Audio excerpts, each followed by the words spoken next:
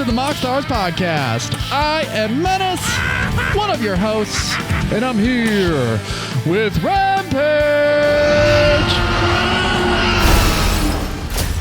Something about that dinosaur sound just ignites something in my brain. I'm so psyched. I'm so ready for today. Let's get to it.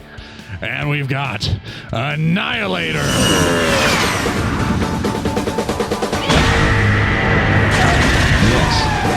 Yeah, welcome to the show, everybody. This is the MoxStars podcast, the number one podcast on the internet for Magic the Gathering, Dr. Pepper, Don Cheadle, and the best creature on the battlefield.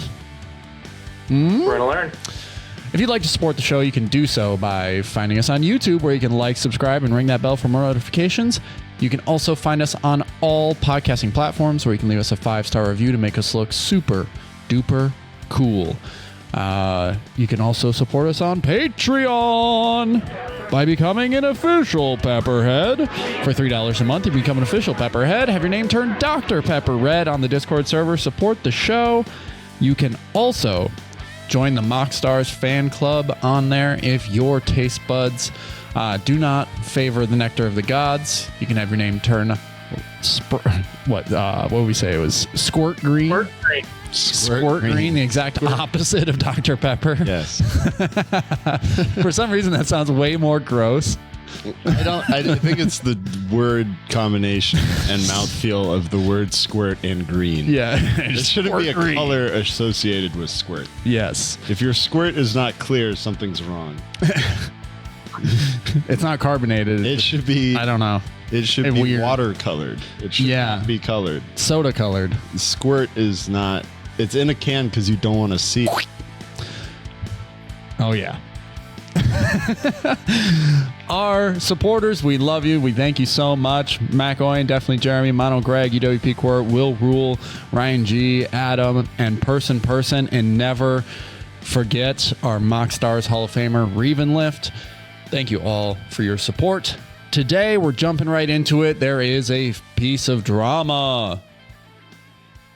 What else is new? As always. There's always drama. It's why we make this show, to be very dramatic, to magnify and have hot takes on certain things that aren't dramatic, but we can make them more dramatic. Secret Lair Chaos Vault went live 2 days ago from the day of this recording, and guess what dropped? I got mine. The Secret Lair DanDan deck, which was probably the most highly anticipated Secret Lair of all time. Like, I would say that it's like definitely. I was hyped for it, and yeah, you got one? No, I was lying. Oh, So yeah, no. They said it comes out at 9 a.m. I used to have a DanDan deck. The one thing I'd say is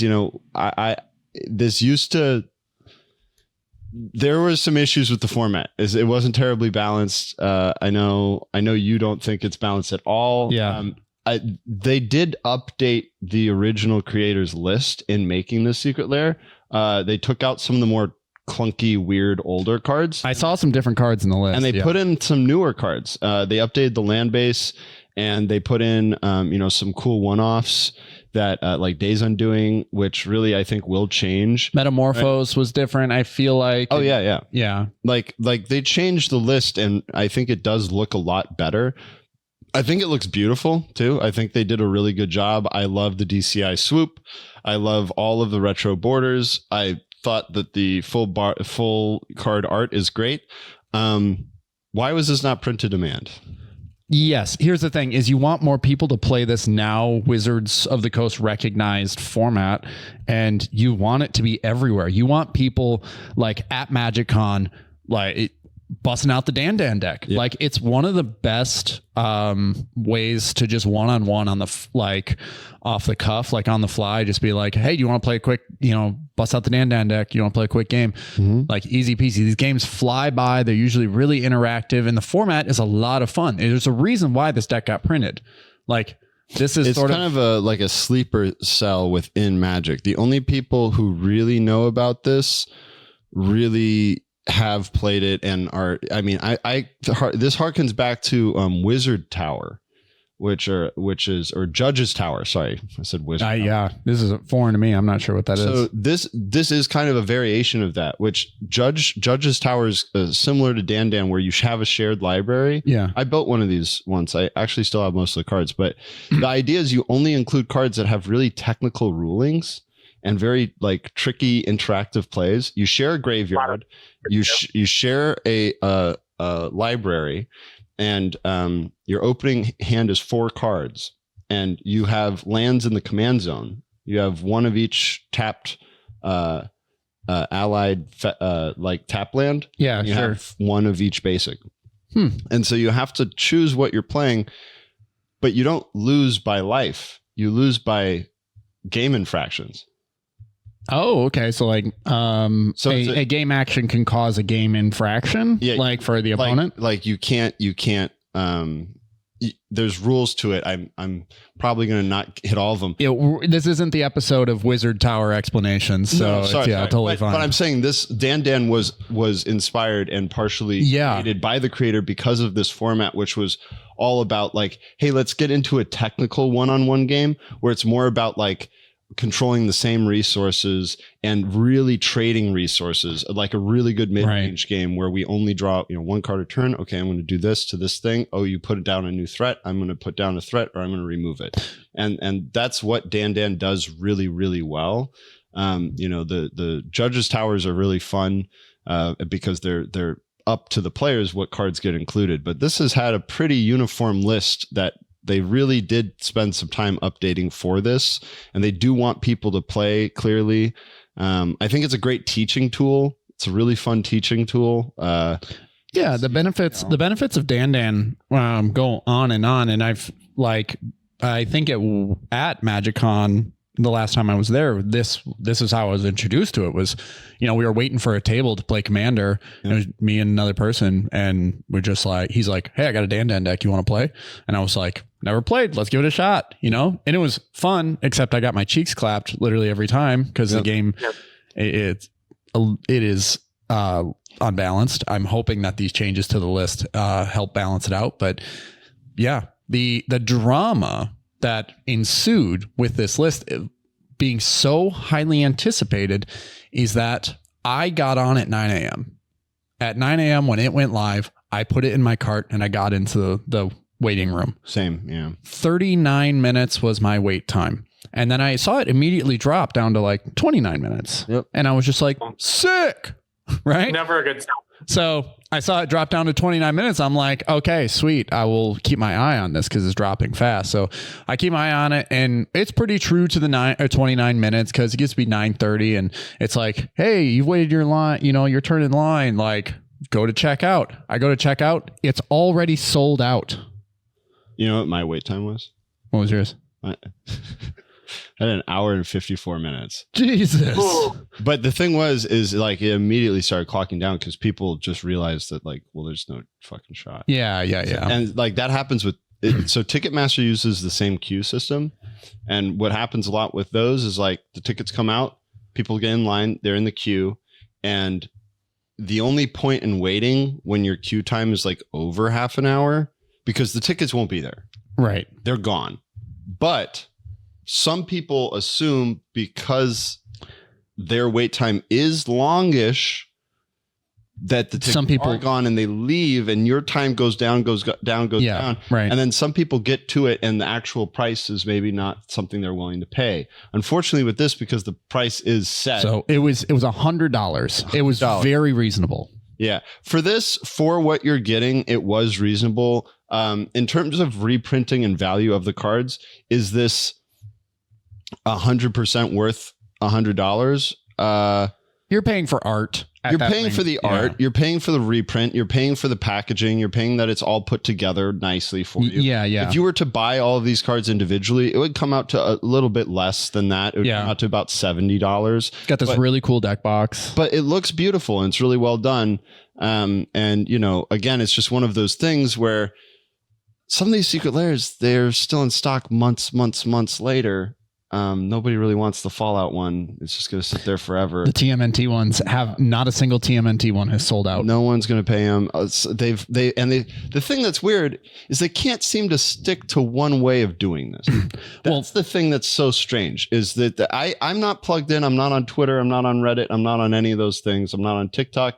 I don't know what the drama is with this, but I'm going to hearken that there's an issue with the fact that they have never had a consistent drop strategy for any secret lair. And there's fault within the code of the website as well, which is, yeah. So here's another point. Like when they switch this on-demand format of selling secret lairs, a bunch of YouTubers came out and kind of gave their like technical know-how and gave some tips and tricks on how to skip the line.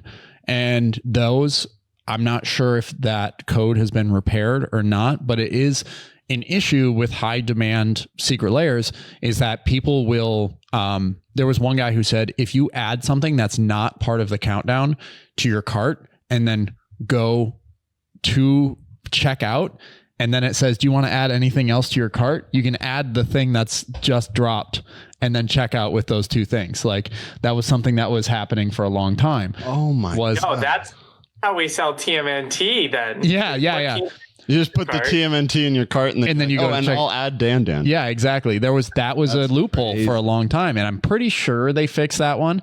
But then I saw a tutorial 2 weeks ago about how to change the code of the website. So like if you F11, right, you get to see like code of the website and stuff like that. You can go through and you can edit certain things. Well, there was a guy who went in and explained how you change it so you eliminate the need to sit in line anyway. It just bypasses the whole like wait in line and it just puts you right into the checkout. So all of these things have been public knowledge now for at least a while, and scalpers are taking full advantage of these weaknesses in the system. So everyday people, which by the way, it should have been a one per person type thing. You're kidding me. I'm sorry. I haven't looked at this yet. And I'm now on TCG Player. Which I already had. Yeah, I already had it. Oh, yeah, I was going to talk about it. Bro, I'm sorry. I jumped the gun then. But I just was curious because, I was like, oh, yeah, I guess scalpers. $250. And some of these guys have 4 listings? Yeah. 4 listings? So Texas Gaming Company here has 4 of them for $255. Here's the thing. This deck, its value after a year will be more than that. So like you're probably gonna like make your value. It's just that no one should have access to purchasing 4 of them. You should get one per person per email address or whatever. So you gotta log back out, log back in, get in fucking line or whatever. Bro, I cannot believe this. I think it was a limit of 5. 5? Yeah. But then everyone just bought 5. $500 for 5 of these? Crazy. What if you wanted to host like a DanDan tournament and you had 10 friends and you needed 5 DanDan decks to play in? I get it. Yes. There's no way you could get your 5 of your 10 friends to get in line and wait. Like no possible way. This should have been on demand. You're absolutely correct. It should have been on demand. And it should have been live for 2 weeks. Give everyone the opportunity to enjoy what a beautiful like impromptu fan format this is. So the drama continues to swirl around Secret Lair and its accessibility issues, but it doesn't seem the Wizards of the Coast has any intention to fix them or improve upon them, just due to the sheer fact that, whatever they print usually sells out. We haven't been seeing that with like these IPs that no one has interest in. I keep seeing like, if you go to Card Kingdom and the front page banner is like the TMNT thing. It's like, it's hard to look at. It makes you wonder, like, I can't believe that's a Magic the Gathering set. It really just doesn't fit the way that certain other things do. Like even Fallout felt more organic than Teenage Mutant Ninja Turtles. So, all right. They're selling the fish for itself for $25. That's what I'm saying is the value for this is like insane. The islands are going to be $20 a piece. So those islands go through the roof. Yeah. Yeah. So it's worth it at $250. This isn't financial advice, but if you were looking to buy and flip these, buy them while people are still pushing each other's prices down. They're trying to get their sales. They're trying to make they're trying to get their volume of sales. Wonder how many of these sales are going to be canceled. Exactly. That's what's going to happen. Also, like you don't know when they're going to come. When are they being shipped? They're being shipped today. So in the day of this recording, they're being shipped. Okay. So they're going to be on people's doorsteps in just a couple days, but $250, honestly, for what you're getting 10 foil DanDans, which they're being sold at $25 a piece. There's your value already. You're getting 4 foil accumulated knowledge, 2 foil magical hacks, 2 foil memory lapse, or 8 foil memory lapse, which is a crazy cool artwork. Yeah, and that artwork by itself is also now like $13, $14. And this is a playable card outside of DanDan. You get 2 Mystic Sanctuaries, and then you get 20 of these islands, 5 of each artwork. They're selling the memory lapse for $10 right now. Yeah, no, I'm telling you, like you could strip these decks for parts and flip it. Yeah, flip it even more. 3 sales at average of $11.22. So memory lapse, and there's 4 of them. Yeah, by the time this show goes live, I probably will have pulled the trigger and put this on my credit card. Yeah, I'm kind of thinking it too. Yeah. So this is just devastating, though. I will say, absolutely. I'm going to say 2 more things, and you can cut the part earlier where I was talking about Judge's Tower. Who cares? I'll just say this: there's a lot of alternative play formats in Magic. Mm-hmm. I think some of them are the most purest form of the game. I love Cube. Cube is amazing. I think Limited is low-key kind of like how Magic was designed to be played. Right. Because you get the deck building experience and then you get immediate like reasoning within that, and you get to see those decisions play out. I love my Cube. I think it's where the majority of the value of my collection is. Yeah. And I think that it's like a really, really good format. Battle Box, also really, really fun. That's another format that's just 2 players. You share a library, have the command zone lands, same deal, right? Yeah. I actually kind of was confusing that with Judge's Tower. I had a Battle Box, but it's a playoff of the same thing. DanDan's similar to those, right? All of these little alternative formats that are not Oathbreaker, that are not on the list when you look at, formats online, they were made by the community in about, the early aughts or like late 90s. These are formats that like were built for when they didn't have enough to fire a tournament. And so they're like really well designed. They're not, and they've been, looked at over time. Right? Funny how you say they're well designed because they're fan, they're like fan made. That's what I'm saying. They're designed by people who played the game and had the cards. Yes. These aren't formats where there's like, the ban list for Cube doesn't exist. Because there's an expectation that it's like, hey, if somebody takes the time to build a Judge's Tower, right, or to build a Battle Box, or to build a Cube, it's probably well thought out. They have probably played enough Magic the Gathering to have a really, really good design ethos behind it. Right. Right. And those are the things where it's like, you gotta respect those formats a little bit. And I like that I like that this happened. I don't like how it happened. It should have been print to demand. Yeah. Yeah. But I'm not surprised it's not, because we're not Pokemon. Pokemon does a thing where whenever a deck wins at Worlds or they championships, reprint the deck. They just print the whole deck. Can you guys imagine what would happen if every time there was a Pro Tour, they just reprinted all the top standard and modern decks from the Pro Tour? Yeah, top 4, like and just released them as like 8. Precons. Yeah, ones that were in the top 8. You'd make so much money. Like they would make so much more money. They would make so much money, and everyone would play all of the cool formats. Yes. They'd all be accessible forever. Hey, you want to support your formats? You want to see standard people, you want to see more people in standard, that's how you do it. You want to see more people in Pioneer, that's how you do it. You want to see more people in Modern, in Legacy, that's how you do it. Yeah. And the other cool thing that this does, if you do it, because Pokemon does this, and I know a guy in Seattle who's a very, very good Pokemon TCG player. Yeah. Also a great rapper. But we're putting a SoundCloud link in this, right? No, he's not. He's on streaming. He's legit. He's very legit. Seeing him Friday. But the thing is that I was talking to him about this. I was like, well, how does Pokemon like stay? Like, how is there the demand for the cards? He's like, dude, you know this with Magic. He's like, bro, the standard playable cards, it doesn't matter what printing you get. He said the demand is for that one big borderless hollow card. Yeah. Oh yeah. It's like you can have both of those things happen.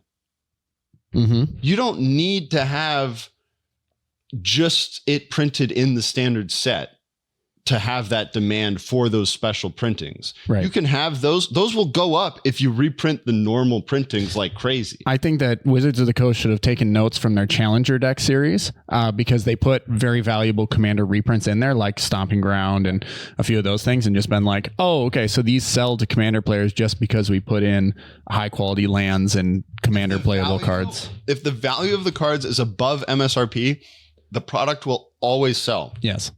And there, I think the fear is that it will like sell into the ground. Whereas like something like this, we're doing the math, right? And I mean, the value of this deck is like $500 versus like, they're selling for $250 now. Yeah. They probably just made $1 million off of this. Right. But what we're saying is they could have made 4 million and the secondary price of the cards would be about a third of it. But you would have more people would be playing a better format. And at the end of the day, they're showing that is just not what they care about. Right. Which is very, to me, strange because they don't make money off the secondary market. Oh, don't they? They don't even acknowledge it. It's weird. It's like they print a lot of product that almost discourages the secondary market. Yeah. Like the collector's booster packs. There's a whole thing. People think that we can have a whole episode about this. Okay, let's move on to talk about our deck tech. Let me buy my $250 DanDan deck. Yeah, you're gonna do that. I'm gonna do that probably. All right, Rampage, are you doing that? No, I'm gonna make my own format. It's not gonna be called DanDan. It's gonna be called Greg, and it's gonna be mono green. I'm still working out the details, but I'm gonna build my own. Hey, power and toughness equal to the number of forests. If you don't control a forest, blow that creature up. Something like that. Well, it'll be. I won't call it DanDan. I'll call it person, and it'll be mono green because it'll be squirt green.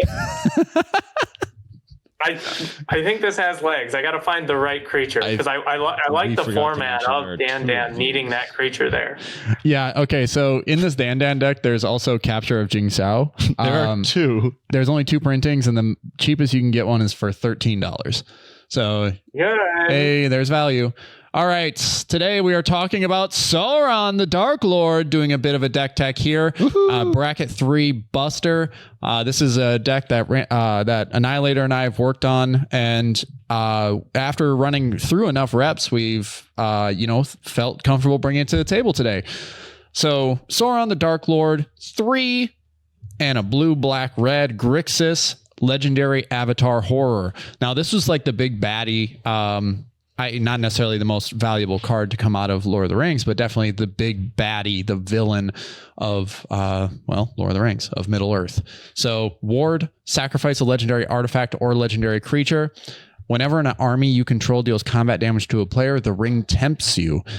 Whenever the ring tempts you, you may discard your hand. If you do, draw 4 cards. Hey, that seems, the draw 4 cards thing seems pretty good. Right. I hear draw 4 cards and my ears perk up. Yeah. Super into that. What? And you don't have to have any cards in your hand. You could have no cards in hand and then punch with a changeling outcast, which is technically an army because it's a changeling, right? Mm-hmm. Get that trigger and then you draw 4 cards and the ring tempts you. So there are benefits to the ring tempting you. Let's see. Here we go.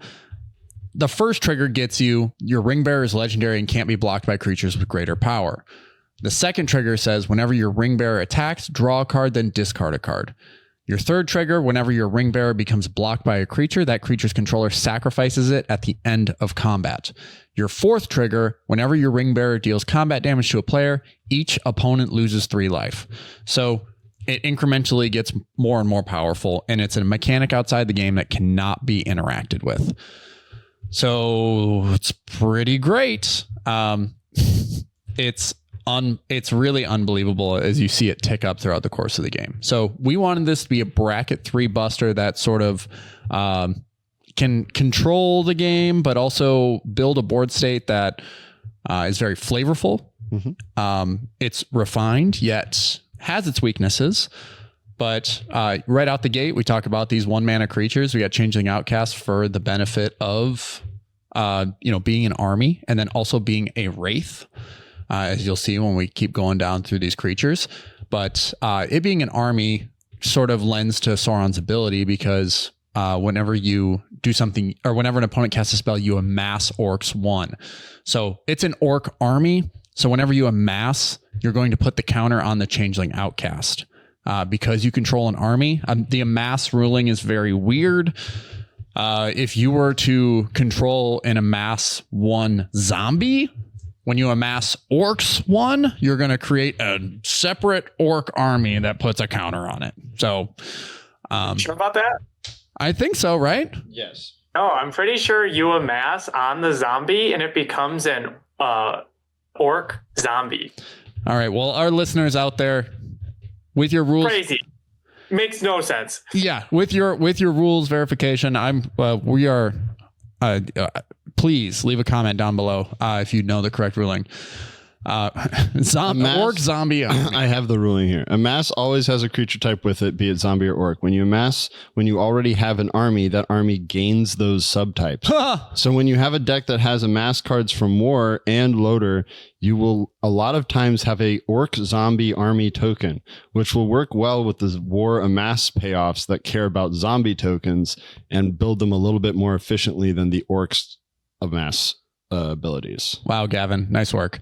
That's so stupid. Why would they do it this way? Okay. I have this deck, and you took that away from our listeners. They were going to find that ruling and tell us. Now there's no interaction in the comment section. What are you doing? In the comments section, tell me your favorite color. Nice. I think, we're talking about Changeling Outcast. Changeling Outcast does so much in this deck. It's like kind of ridiculous. Yeah. So if you have it in your opening hand, you're like, this is actually going to be a really good game. Yeah. One of the conditions that we had when we were building this deck was that it needed to include all 9 wraiths for it to not only be a good Sauron deck, but to also be, like thematic. Yeah, thematic. I have a Frodo and Sam deck, and there's a lot of things I could have put in that deck. It's a really strong deck, but it is very flavorful. I kept as many Lord of the Rings cards as I could, and I specifically kept in the ones that felt like the most flavorful, right? Right. Like storybook stuff. Hobbit stuff, yeah. I'm a big Lord of the Rings fan. I got dragon on my arm. But the 9 Nazgul and the Lord of the Nazgul were like immediately when we're building this deck, and the Witch King of Angmar is like, we're going to have all of these in there. But the real, I think, in terms of, we're talking high level first kind of routes of winning. Mm-hmm. The thing that really stood out to me as the most flavorful kill that we put in this came from you, which is, I've had World Gorger Dragon combos in decks before. This one wins with none other than Mount Doom itself.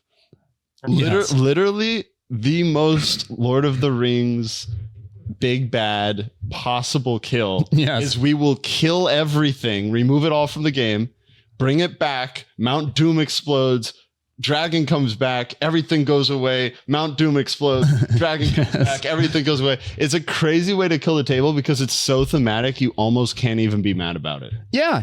That's okay. So there's an art to deck building, and I think that this deck definitely like embodies a lot of that. Don't mind the Sonic the Hedgehog Soul Ring, but this is your posting of the deck list. My posting of the deck list has my versions of the cards. It does not look like this. Oh, okay. Well, yeah, they didn't have the orc language Soul Ring. available from Lord of the Rings. I have, they have the Elvish script. I did different ones. I used a lot of old borders like the necromancies. I use a lot of the mystery booster borders for like the Underworld Breach, which also Underworld Breach in this deck also is a win route. Yes. Yeah. So as you go through the deck, you see that Sauron says whenever the ring tempts you, you may discard your hand and draw 4 cards.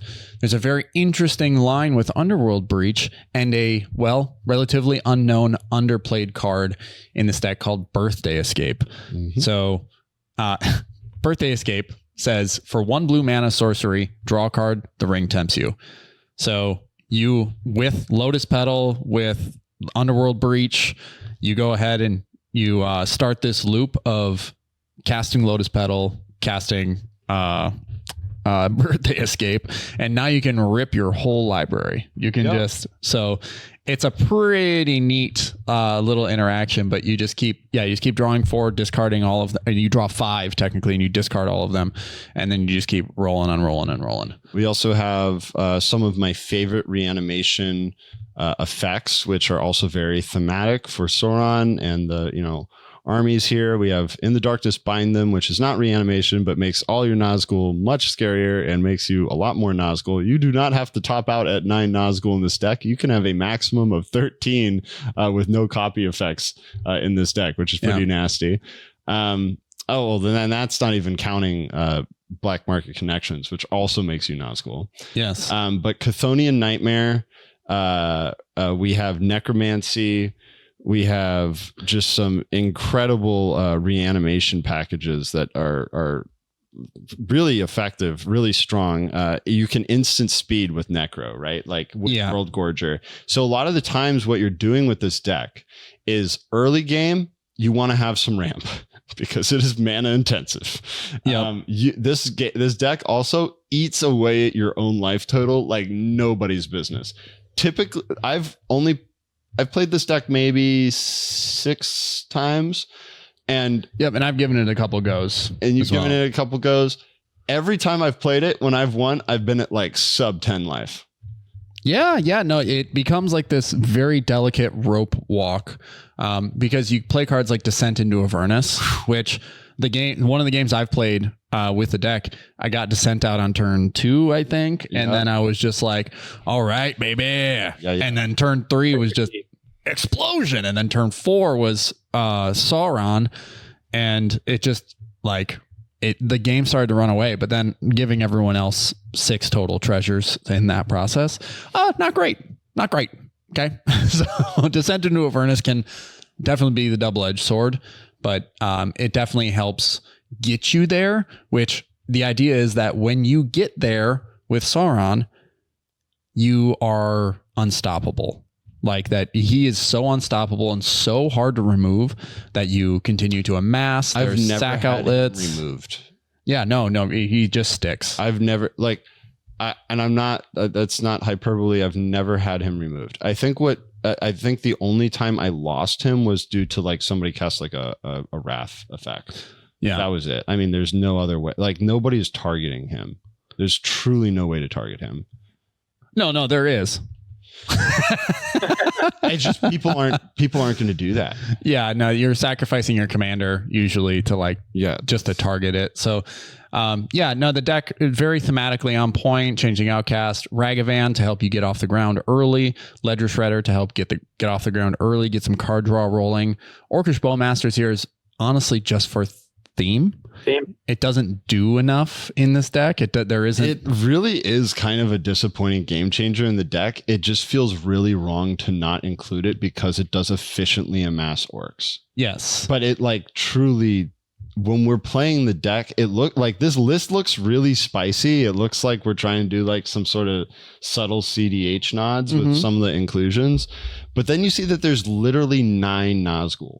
Yeah, you're taking up 9 slots that would otherwise be better. Deck is the same thing, and it doesn't necessarily contribute to the win of the deck. If you're winning with Nazgul, you are playing this as like a 2, like a battle cruiser type build. Yeah. Just playing straight up overcosted or overpowered 3-drop creatures every turn to like beat face, which is, fine. Well, they interact with each other really well, right? Yeah. When the Nazgul enters, the ring tempts you. Whenever the ring tempts you, put a +1/+1 counter on each wraith you control. Yeah. So there's a lot, like obviously 9 Nazgul in here. So, and many ways for the ring to tempt you.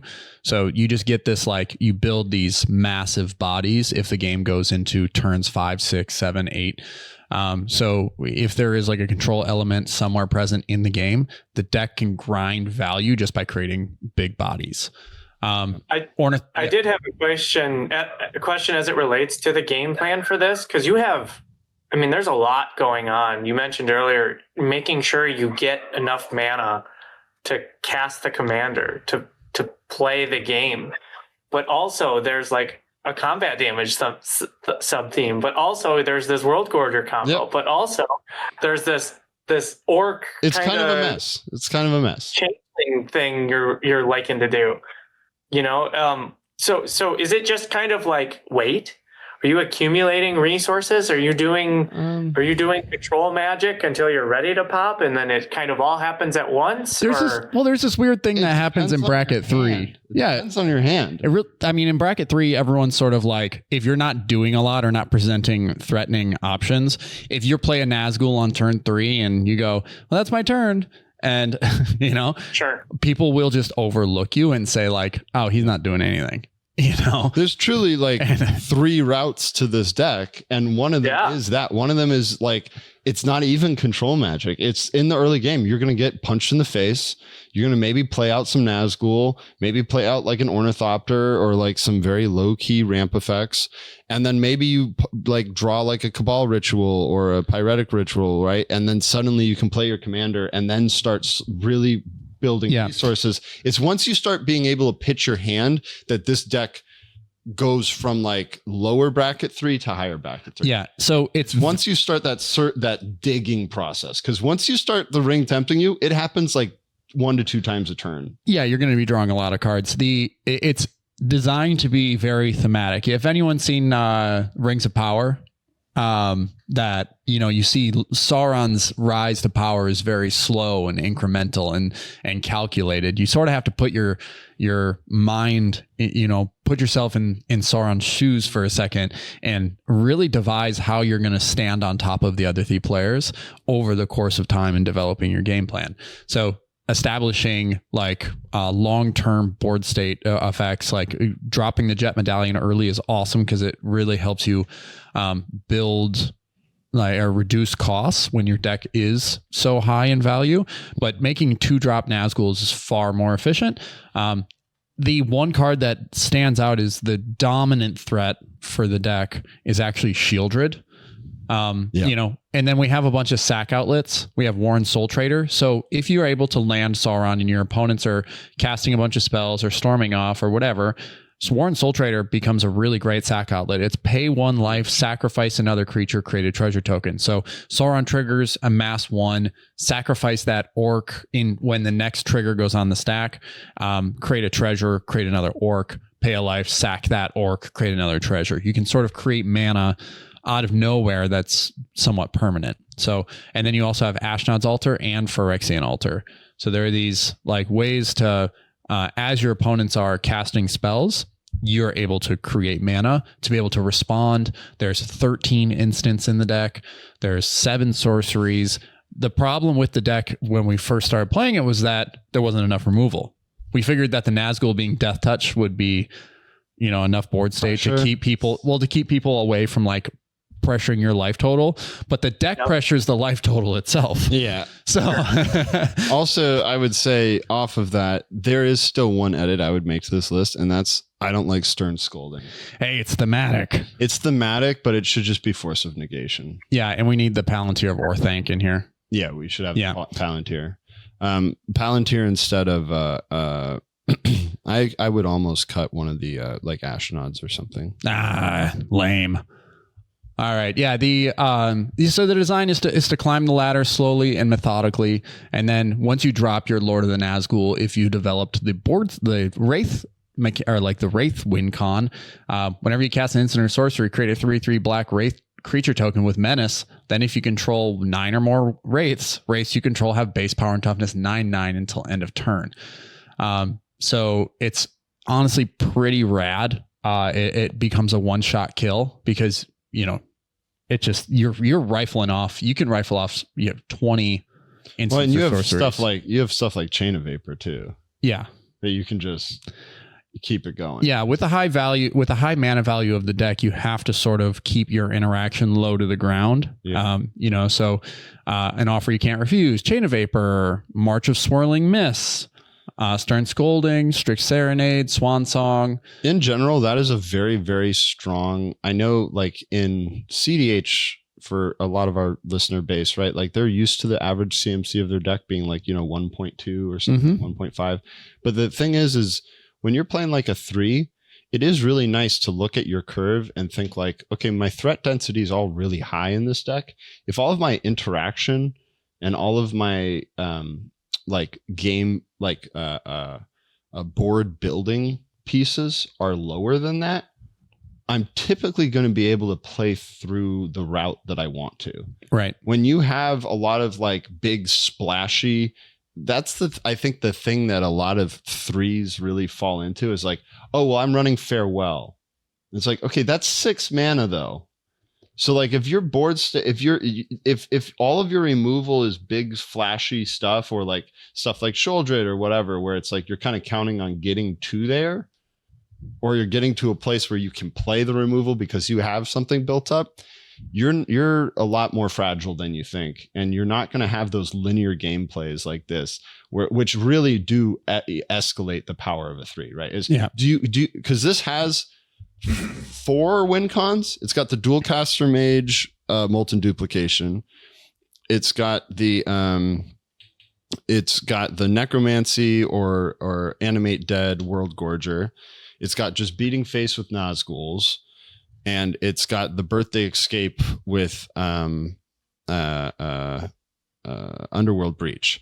None of those are tutorable.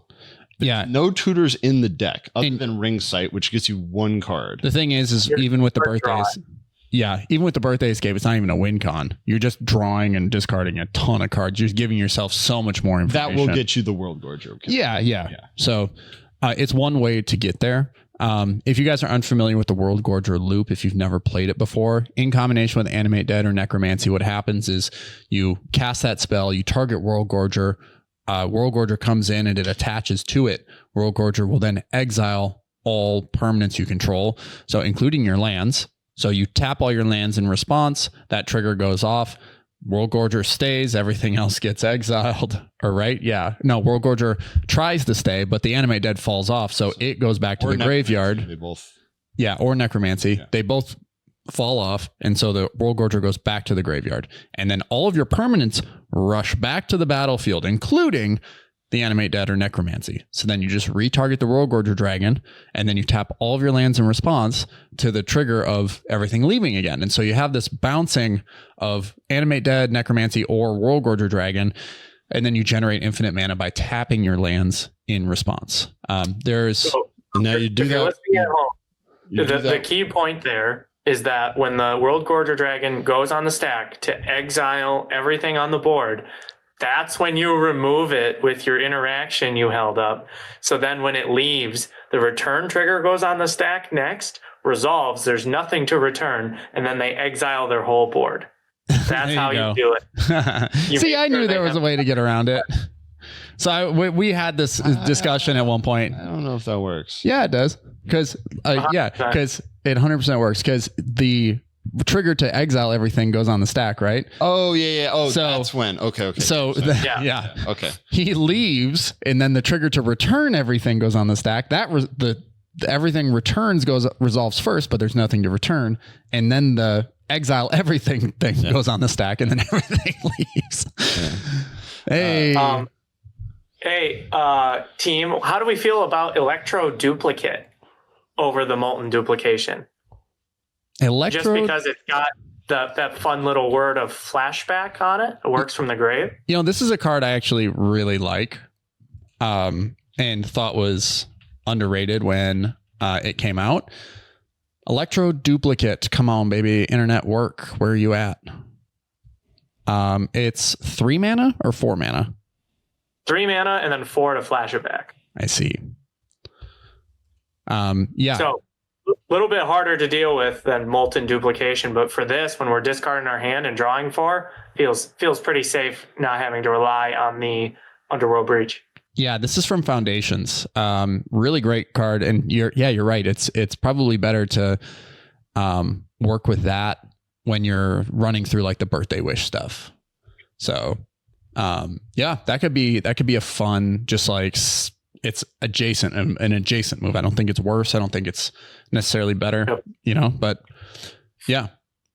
No, this is a super cool list. I'm always really excited to see stuff like this because you put this list in 10 different people's hands and they're going to build it 10 different ways. Like somebody might go the graveyard route where they want to put stuff in and reanimate it. Some might go the Nazgul route and maximize that value. So I think it's really interesting to see how many different directions this deck can go. Yeah, some underrated enchantments just like in the list themselves that we think deserve a little bit more spotlight. Chthonian Nightmare is very undervalued at the moment. I'm finding success with it in Teom. It's actually watching Owen pilot this deck was what actually inspired me to put it in Teom. So bracket 3 Chthonian Nightmare, bouncing between Phantasmal Image and I think it was Changeling Outcast or whatever, but you just, with the amount of mana, what you do is you start generating more energy than you are spending by doing the Chthonian Nightmare. So it's really cool when you're able to, like, you have a ton of mana, you cast it a few times, and then all of a sudden you're at 9 or 10 energy, and then you can pull back like Lord of the Nazgul. So it's not just like Chthonian Nightmare is more than just returning a creature with 3 mana value, because that's how much energy it gives you. You can, if you have the mana, you can juggle it a little bit to ramp up your energy to return something even bigger from the graveyard. So I think that's a really cool. We found some loops in Teom that allow you to generate infinite energy and then translate that infinite energy into infinite mana, resulting in infinite counters and infinite Teom activations. So another enchantment that just needs to see far more play, Shadow of the Goblin. This is a really good card. It's 1 in a red. At the beginning of your first main phase, discard a card. If you do, draw a card. Whenever you play a land or cast a spell from anywhere other than your hand, this enchantment deals 1 damage to each opponent.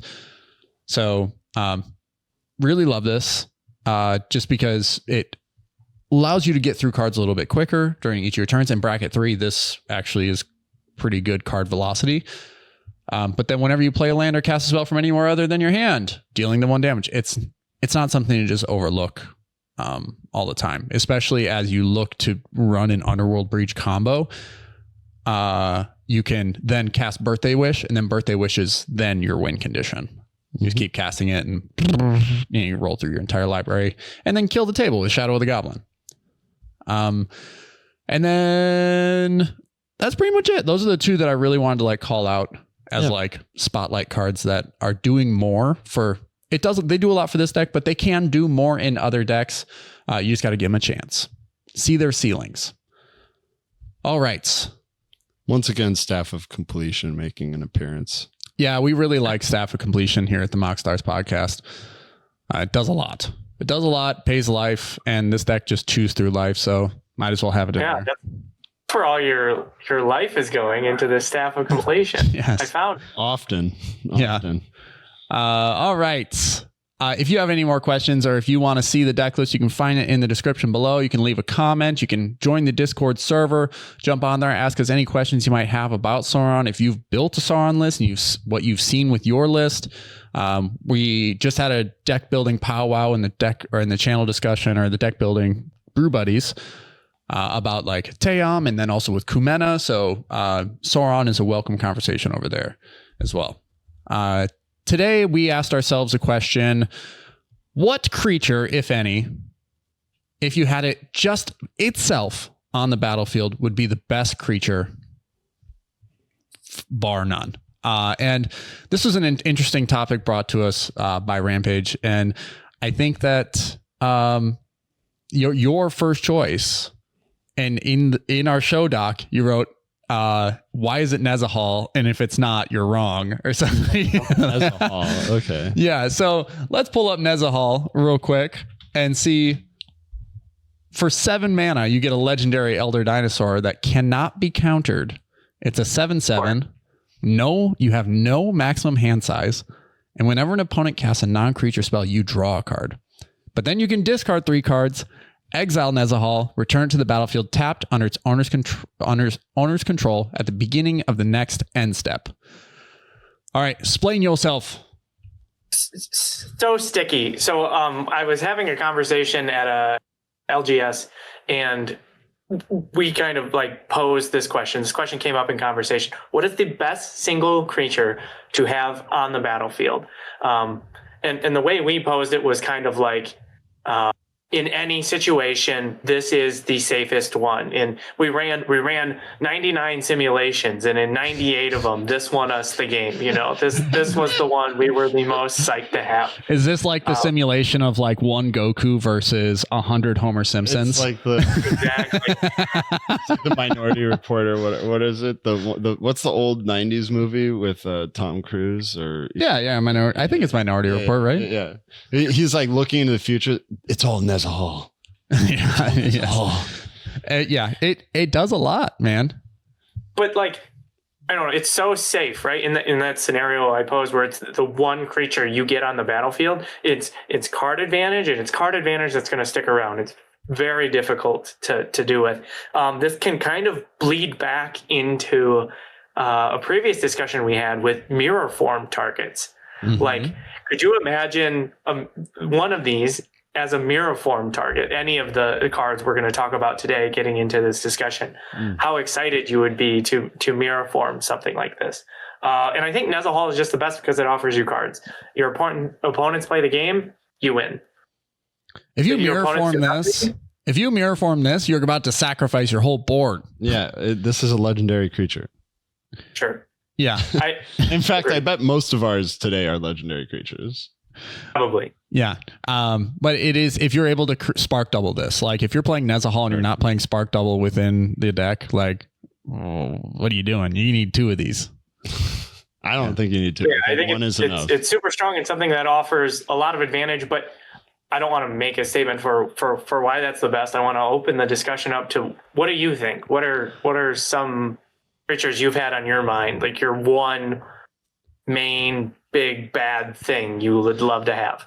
Before I suggest mine, I will say Nezahal has this discard 3 and then exile it. So it is evasive as all get out. You can target it to remove it and then just discard 3 things that don't matter. Or sometimes you do discard stuff that does matter because the value engine you get behind Nezahal is so much more than the card that you pitched. And then it comes back. It can dodge board wipes. It's 7 mana. You want to protect your investment. So if you're able to dodge, 1, when your opponent casts the removal spell, you actually get to draw a card before it resolves. So you can then, it's just like you get to see more information and then decide if you want to discard or not. So really cool card. I would say that my suggestion for this was sort of spoiled as I switched over to this tab, but I think Valgavoth, Terror Eater, is maybe the single best creature that you could have on the battlefield at any given time. It's 6 and 3 black for an Elder Demon, flying lifelink 9/9. Yeah. With Ward, sacrifice 3 non-land permanents. It is devastating. As Ward, Annihilator 3. Basically, yep. If a card you didn't control would be put into an opponent's graveyard from anywhere, exile it instead. If you're running a mill strategy, or if your opponents are running mill strategies or milling themselves or whatever, Valgavoth, just as soon as it hits the board, starts catching those things. And then during your turn, you may play cards exiled with Valgavoth. You may cast a spell this way, pay life equal to its mana value rather than pay its mana cost. Pretty rad, honestly. This is, yes, it eats through life, but it's a 9/9 flying life link. So if anyone's trying to punish your life total or whatever, yeah, you block with it, you gain 9 life, and then bada bing, bada boom, just fire off whatever you caught with it. I think it's one of those things where playing your opponent's deck can sometimes be better than playing your own deck. Oh, yes. And Valgavoth just sort of feeds into that. Also, when they cast a spell to target this, if they do, and they decide to pay the ward, whatever they sacrifice goes underneath Valgavoth before that point. So those things do get exiled.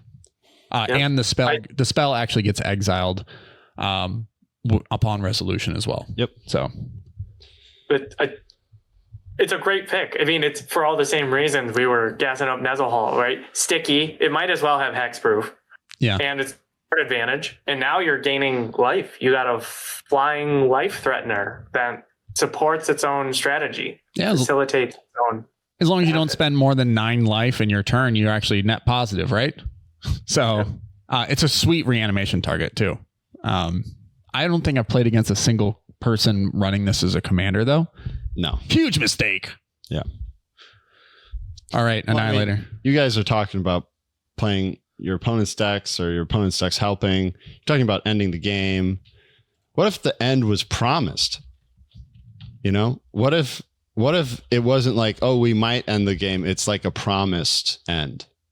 What if instead of playing your opponent's cards, you just stuck your hand all the way up your opponent's ass and played them like a Muppet?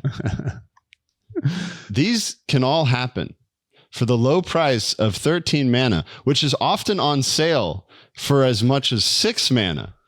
Sometimes this spell doesn't even cost that much. The cost reduction of this is insane. This spell is an affront to God, and it is the most powerful creature in Commander that you can play, in my opinion. I used to have a deck that was not very good. It was a colorless artifact deck that did I forgot the name of the guy, but he's the 3 mana dude that has haste, and you can pay 1 and tap him and copy the triggered or activated ability of a historic permanent. Oh, I know what you're talking about. Yeah. Other than a commander you control. It's not other than a commander. Yeah. It just says of a historic. It was from. You keep talking. I'll figure it out. Yeah, it's from the Brothers War commander decks, I think. I think so. Anyway, I had this in the deck. And so what would often happen was I had Rings of Brighthearth and I had that. So I would cast this and I'd say, I'm going to take over your next turn. And I'm going to take over your next turn. And I'm going to take over your next turn. And then you all get another turn, except you're not going to get another turn. Because usually what happens is I take your turn and then you leave the game store. I don't think it's a very fun card. I think this is kind of the antithesis of fun. But if we're talking about pure power, this thing has protection from instants. Yeah. It has flying and trample. Yeah. It's a 13/13. So it's so fat that when it sits on the battlefield and you take your opponent's turn, right? It has protection from instants for a reason. Because in between your turn and you being them, they do not have an opportunity to deal with this. Right. It is going to sit its fat 13/13 butt on the battlefield, and then you get to go to their side. You use all their removal spells on their own things. My favorite was once I took an opponent's Zuza deck and I cast Scape Shift and just failed to find. Beautiful. Yeah. I mean, it's gross. Yeah. You can, there are a lot of things that when you're controlling an opponent, like we just do these things naturally, like, cracking a fetch land to go get a land. We just do those things. But if you're controlling the opponents, like crack the land, you don't didn't find one, dude. The thing is in one-on-one, right? Like I used to play this as a sideboard card in Mono Green Devotion and Pioneer. Yeah. And it was like really gross in one-on-one. But in multiplayer, this actually gets worse because what happens is you're not the only other player.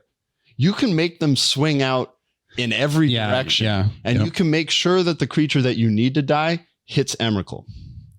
You can make sure that Emrakul is going to chump whatever you need, and everything else you can pressure the opponent the lowest life total. You can remove the other guy's stuff. You can really mess up their hand. It is a devastating card, and there's not much you can do about it. Yeah, it's really great. The card we were talking about earlier, the Peregrine Dynamo. Yes, sir. Yes, sir. For 1 and tap, copy target activated or triggered ability you control from another legendary source that's not a commander. Oh, okay.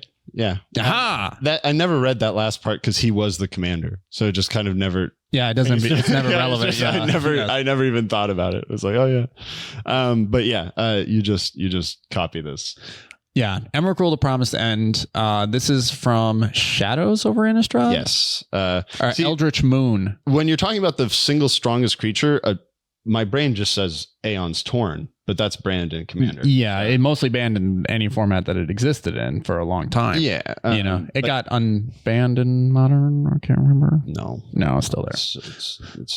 It's not banned. All right, Legacy, but this is the card. I think this just yeah. Sure. There's Ulamog is a close second though.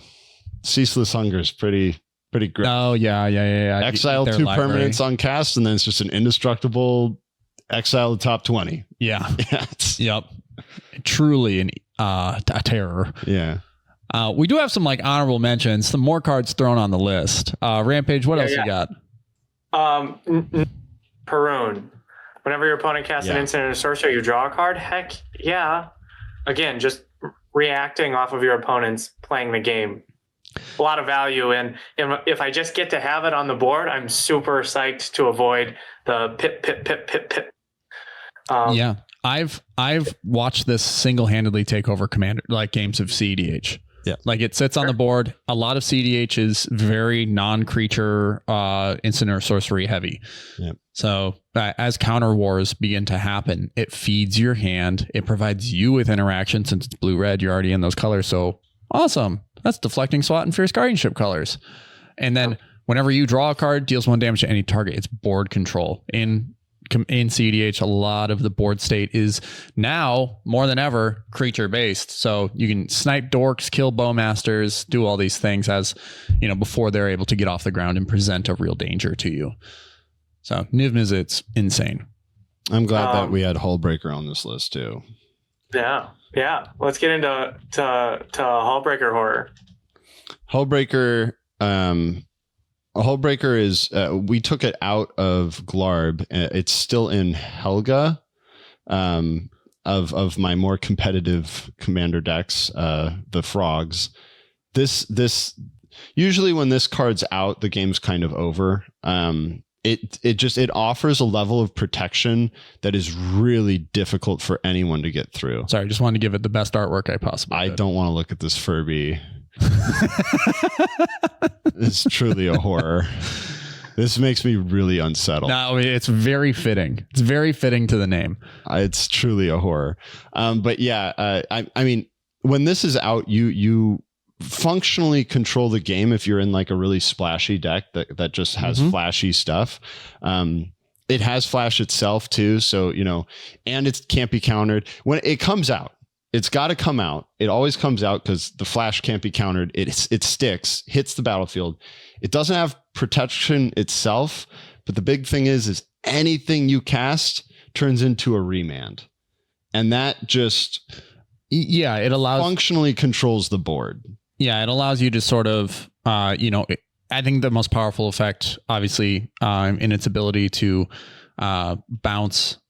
Like it would be powerful alone if it allowed you to bounce all non-land permanents. Like we've seen Tidespout Tyrant be that, where but that's any permanent, so you can even bounce lands with Tidespout. Yeah. But the fact that they even upgraded Tidespout here to limit it to non-land permanents, but then on top of that, you're able to interact with the stack, which is huge, especially when there are things like Hexing Squelcher out there that don't allow spells to be countered. Hullbreaker Horror just pushes them back. So really very, very powerful.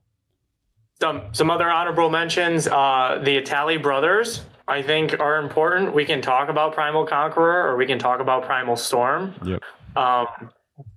I'm jazzed to see both in my games. I think they add a lot of fun and excitement. We were talking earlier about casting some of your opponent's spells and how that's more fun. That's the name of the game in Dinosaur Land. Mm-hmm. Also, the flip side of this is also just game ending. Kills one person at the very least, right? And it's indestructible. And it does. The thing is, the way it's worded too is it is really sticky to get out of. It's not.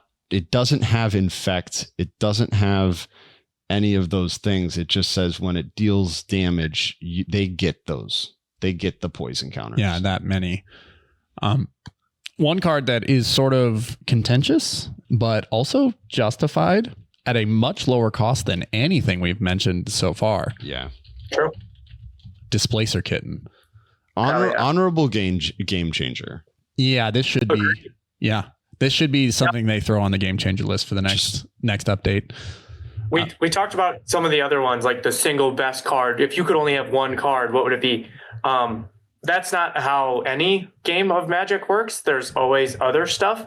And when there is just a single another thing, Displacer Kitten is a sick pick. It can be a soul ring. It can be a soul ring. It can be any other thing. Something that just naturally happens to be on the board.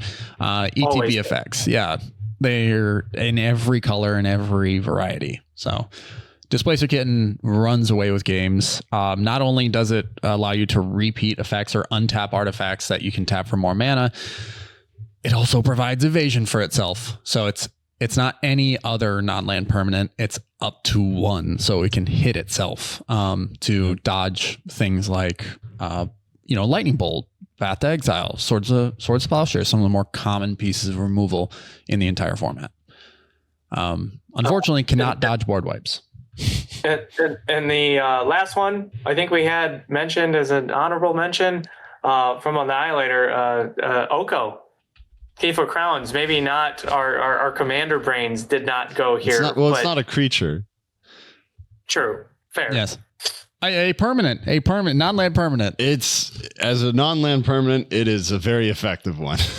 Yeah, and this is more like in constructed than anything. If you were not around when Oko was released, you're lucky. You're very lucky to not have experienced Oko Summer. Was it Oko Winter? I can't remember, but it didn't take long for Wizards of the Coast to then ban it in every constructed format that is existed.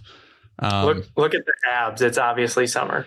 There's like legitimately an argument that if this was the only card you had, you could win a significant number of one-on-one games. Yeah, it's very ridiculous. It does so much at a positive level. It gives you bodies. It gains you life. It exchanges things for better things. Yeah, if let's say, for example, you cast this on turn 3 and you got a body down to block. You +2, create a food token, you're at 6. You -5, you get to keep your Oko and you exchange your food for their best creature. Disgusting. Truly a disgusting act by Wizards of the Coast to have created this. It's beyond oppressive. It is just, it's a whole engine. I often talk about how I don't like cards that say like first line of text and then second line of text is like, if you do the first line of text, you get all of this. Yeah, it doesn't. And this one is like first line of text, second line of text, third line of text. Yeah, it's all good. If you do this, and then you do this, and then you do this, and then you do this, you get this, and if you do that, you do this, and then also you just win. It's just roll the dice, and that's the effect you get to do that turn, and it's good enough. Yeah. Funny enough, in the same set, Questing Beast was printed, and that also has a very similar design ethos. Just every time you read it, it does a little bit more than it did before. And it's crazy to understand all the things it does. All right. Any final thoughts there, fellas? Put more Staff of Completions in your deck, I think was the takeaway. Yeah. Proliferating real strong. Also, if you're not keeping your eye on the market, you might want to get the Ooze before it goes out of control. That's from TMNT. So it has steadily climbed from being a $2 card at release to now being a $10 card. And it's being treated as a baby Ozolith. So the Ooze? Yep. The Ooze. The Ooze. So it's $10 now. Get your hands on one. All right.